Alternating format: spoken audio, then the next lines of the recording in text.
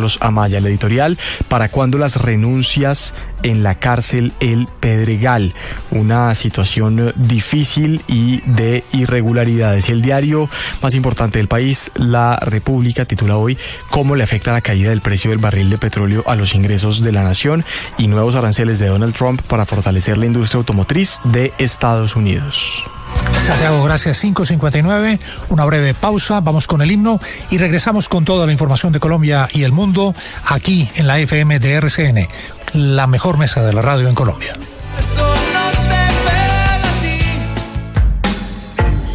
Las noticias y las voces en www.lafm.com.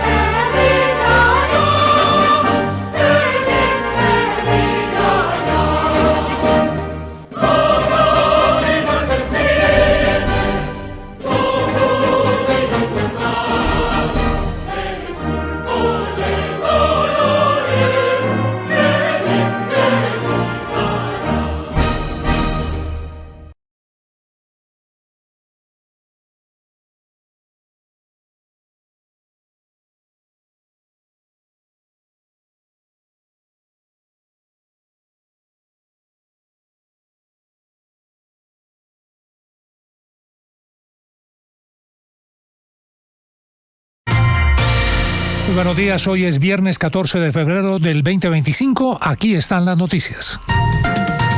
Incauca transforma y te conecta con la siguiente franja de noticias. Buenos días, numeral San Valentín es tema hoy en la FM de RCN. Soy Azuri Chamá, aquí están los titulares. En Bogotá, las autoridades descartaron explosivos en la autopista norte a la altura de la calle 222 tras el hallazgo de una bandera alusiva al ELN. Por el caso de Diego Marín, alias Papá Pitufo, la Fiscalía presenta en audiencia un audio en el que su hombre de confianza menciona al director de la Unidad Nacional de Protección, Augusto Rodríguez. Andrés Rojas, alias Araña, permanecerá capturado bajo custodia de la Policía Nacional. Y atención, porque el Papa Francisco ha ingresado esta mañana a un hospital a someterse a exámenes diagnósticos y continuar el tratamiento por una bronquitis prolongada. 6:1 minuto. Todas las noticias en la FM de RCN.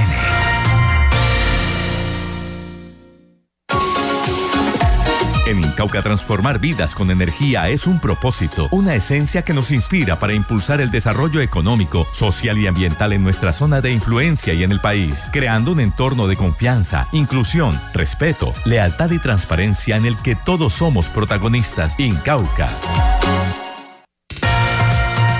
Está pasando ahora en la FM de RCN. Muy buenos días, 6 de la mañana, 2 minutos. Mientras el país está envuelto en escándalos de papás pitufos y alias arañas, ojo a lo que está pasando en el Congreso de la República.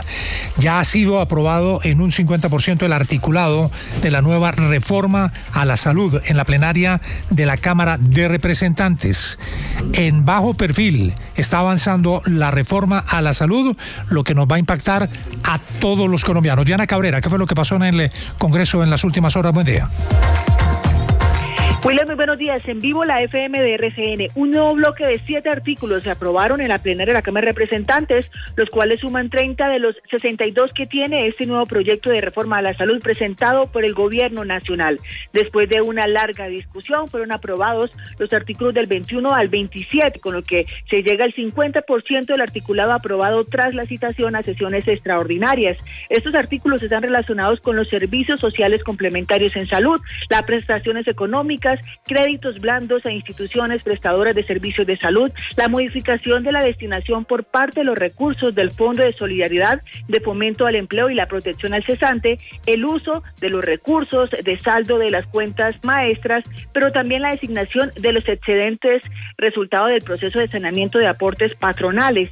Y a esto se le suma, William, los recursos del excedente del sector de la salud. Esto dijo el ministro Guillermo Alfonso Jaramillo. Porque hubo una importante discusión durante todo este día y quienes de pronto creían que no se podía llamar a extraordinarias, pues quedó demostrado que sí, y que además pues yo quiero felicitar al Congreso, a la Cámara, pues en este caso, porque pues es importante que se estudien todas las reformas y especialmente que podamos lograr consensos. Hoy continuará el debate de la reforma a la salud en la plenaria de la Cámara de Representantes, pero mucha atención porque se tienen dentro de los artículos pendientes por ser aprobados los relacionados con las funciones que tendrían las gestoras de salud, que serían las EPS ya transformadas, y también los superpoderes que estaría teniendo la ADRES en el sistema de salud en el país. Muy bien, Diana, muchas gracias. Hay que tener muy claro el foco en el Congreso de la República en estos días y puntualmente en estas sesiones extras, porque pueden pasar cosas que cambien seriamente la estructura del país y el país no se da cuenta, envuelto en otra agenda de escándalos. Vamos con otro sector de la información. Daniel Jerez, buenos días. La votación de la reforma fue suspendida anoche por recusaciones contra 2 partidos políticos. ¿Qué pasó y qué puede ocurrir en la mañana de hoy, Daniel? Hola, ¿qué tal, William? Muy buenos días. En vivo la FM desde el Congreso de la República. Sí, aunque se tenía previsto que ayer jueves la plenaria de la Cámara de Representantes pudiera avanzar en la mayor cantidad de artículos posibles votados de esta reforma a la salud, pues la verdad es que se presentaron 2 recusaciones en contra del Partido Liberal y el Partido Verde que obligaron a la suspensión del trámite de esta iniciativa. Estas recusaciones un poco absurdas, hay que decirlo por demás, William, básicamente buscan que los congresistas de estas 2 colectividades se declaren impedidos por las siguientes razones. Una de ellas, en el caso del Partido Verde, es por la designación de Antonio Sanguino como ministro de Trabajo, porque advierten que podría haber cuotas burocráticas para los verdes en el caso de la llegada de Sanguino a esta cartera ministerial. Eso uno. Y en el caso del Partido Liberal, porque afirman que había financiación de empresas relacionadas con el sector de la salud para la campaña de algunos de estos congresistas, y también porque Esmeider Pinilla, el ex subdirector de la UNGRD, ha mencionado a algunos parlamentarios en el marco de estas coimas o dineros que se habrían entregado por parte de esta entidad para la aprobación de varias reformas. Esos son los argumentos de las recusaciones que pues obligaron a la suspensión del trámite de la reforma a la salud. Hablamos con el ministro del Interior encargado, Gustavo García, quien se refiere a estas recusaciones y advierte que básicamente se trata de maniobras para dilatar el debate. Escuchemos. Pues preocupa esa intención de dilatar, esa intención de no hacer mediante anónimos, mediante cada vez personas distintas, que los partidos no puedan ejercer lo que les corresponde, que es la representación política de los ciudadanos. Los colombianos quieren tener salud, quieren tener atención, y pues las discusiones sobre los trámites, sobre esquemas de filibusterismo que no atienden la realidad de la reforma, pues le hacen daño al Congreso y al país. De otro lado, en medio de la discusión de esta reforma a la salud, William, también se conoció que fue denunciado penalmente ante la Fiscalía el ministro de Salud, Guillermo Alfonso Jaramillo, por el presunto incumplimiento de los fallos de la Corte Constitucional en torno al giro de los recursos a la CPS. El representante Hernán Cadavid nos explica.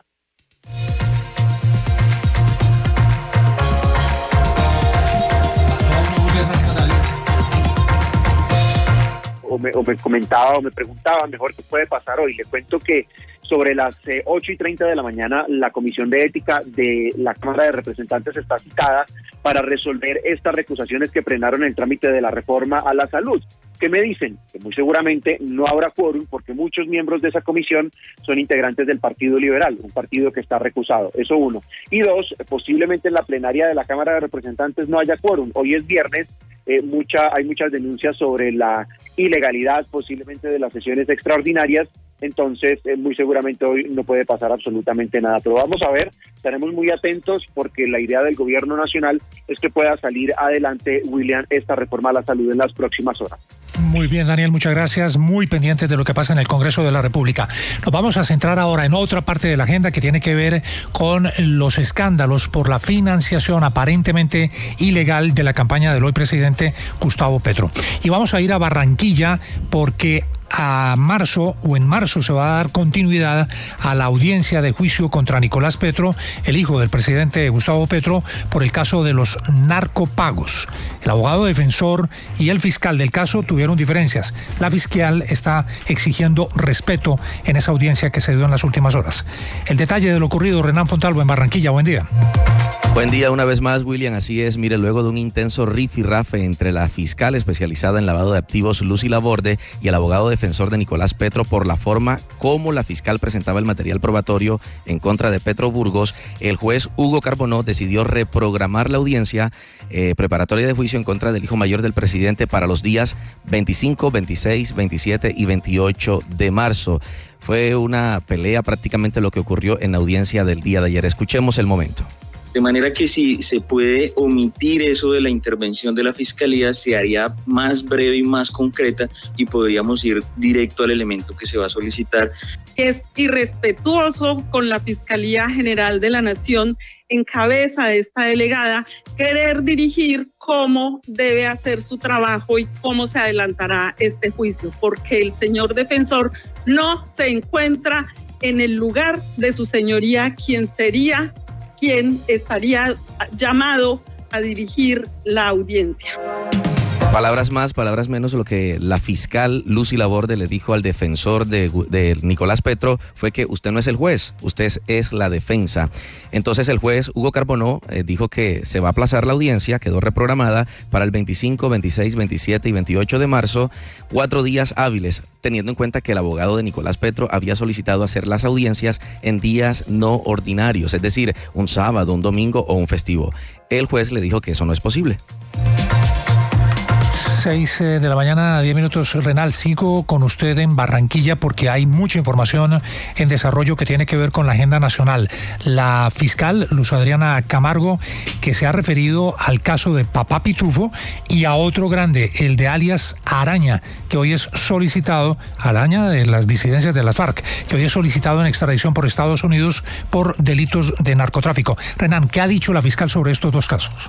Mire, sobre estos dos casos, el zar del contrabando, la red delictiva bajo el mando de Diego Marín Buitrago, conocido con el alias de Papá Pitufo, que operaba principalmente en los puertos de Barranquilla y Cartagena, la fiscal aseveró que sí hay altos mandos involucrados en este caso de Papá Pitufo.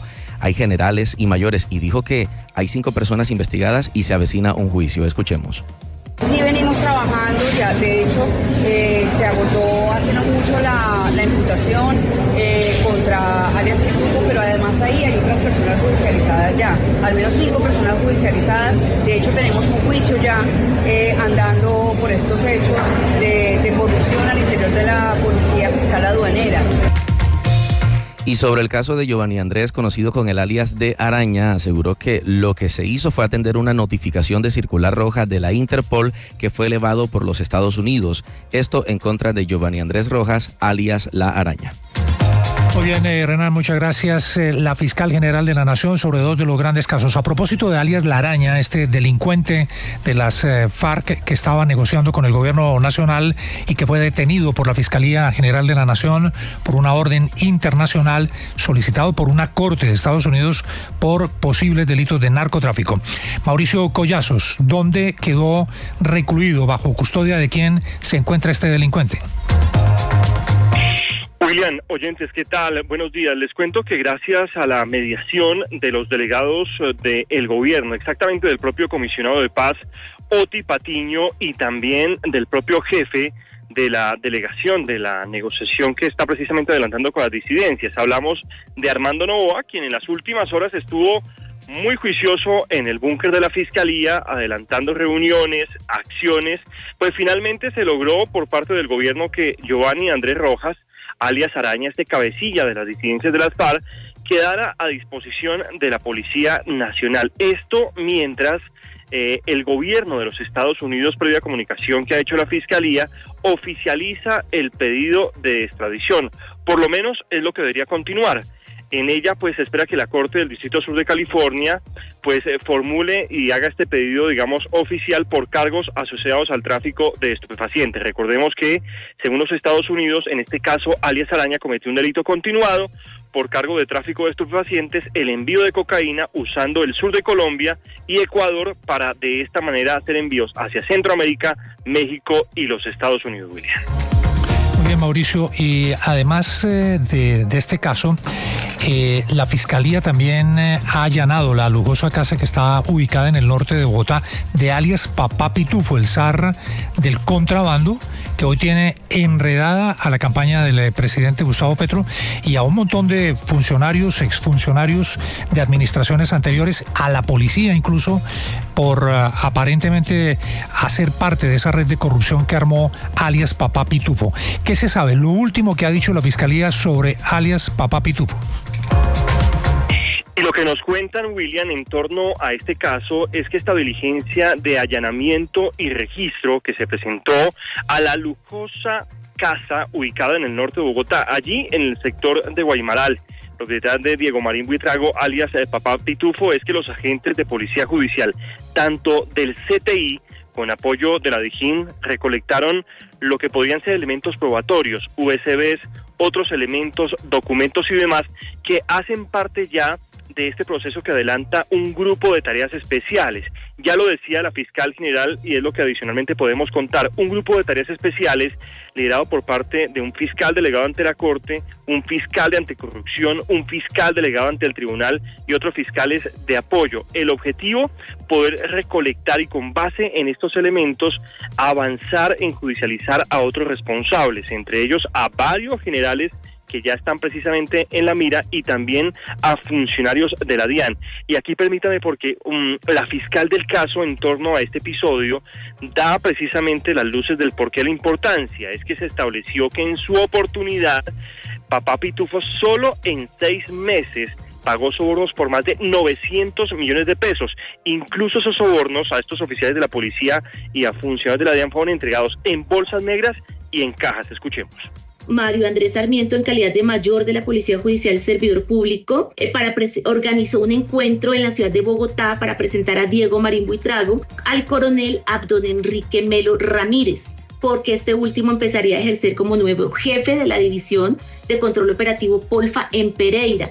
Con posterioridad, al retirarse, le envió una bolsa con 8 billones de pesos. Posteriormente, en la ciudad de Bogotá, en el conjunto Covadonga, carrera 8719 a 66, le entregó una caja para que se la diera al director de la Polfa, coronel Jorgin Malagón, caja que contenía 300 millones de pesos en efectivo, los cuales fueron recibidos e incautados en el marco de operación Encubierta.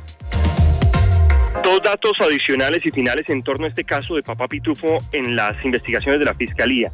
La Fiscalía pidió investigar a través de una compulsa de copias al primer fiscal que conoció este caso, al fiscal en su momento delegado contra las finanzas criminales, Andrés Marín, por la filtración de las pruebas descubiertas durante la audiencia de solicitud de captura que se frustró, realizada en abril de 2024. Y lo otro hecho adicional es que el ex jefe de seguridad del expresidente Gustavo Petro, hablamos del coronel William Castellanos, rindió declaración en las últimas horas ante un fiscal de anticorrupción. Él aseguró a los investigadores haber viajado en medio de la campaña Petro Presidente en una avioneta que pertenecería a Papá Pitufo, pero dijo que desconocía de la supuesta donación de los 500 millones.